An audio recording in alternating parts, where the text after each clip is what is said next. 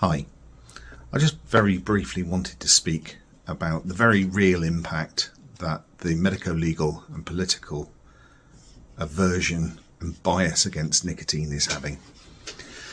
In early 2015, my father was diagnosed with levodopa-resistant Parkinson's.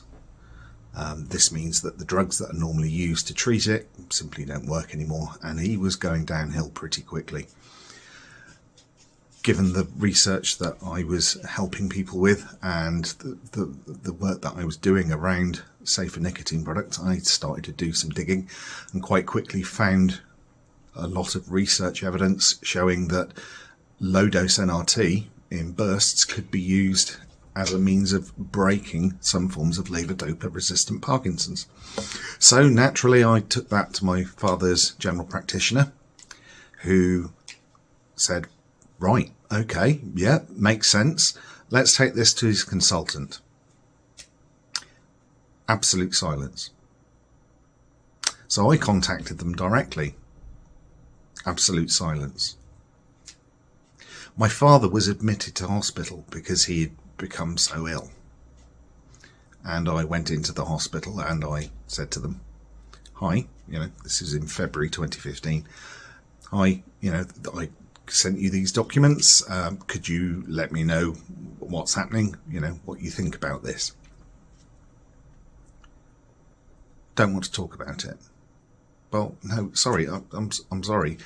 My father's dying here, pretty slowly, and all of the things that you're trying aren't working. No, we're not allowed to do that. It's off-label. Okay, well, there are lots of medicines that you use off-label, and you don't seem to have a problem with that. Why this? Well, no. It's nicotine, and he'll become addicted. And no, right. My father did very briefly smoke when he was younger, so he's not nicotine naive. But given the stage that he's at, surely trying anything that might give him a better outcome, even only briefly, might be a good thing. No, and if you discuss this again, we will have you banned from the hospital. Hang on, banned from the hospital for suggesting that there might be a way of treating someone with levodopa-resistant Parkinson's using nicotine replacement therapy. All perfectly legit. My father continued to go downhill. It got to the point within a few days that he couldn't actually feed himself. A week or so later, the hospital weren't monitoring how he was feeding himself properly, and he choked on a sandwich.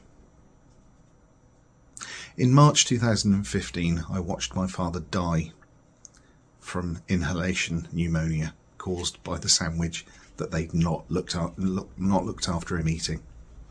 He died because of the levodopa-resistant Parkinson's. He might not have died had that consultant read the papers, looked at the evidence, and actually taken the brave step of going with the science and actually trying something, rather than relying on what they're told to believe. The bias against nicotine is killing people. Thank you.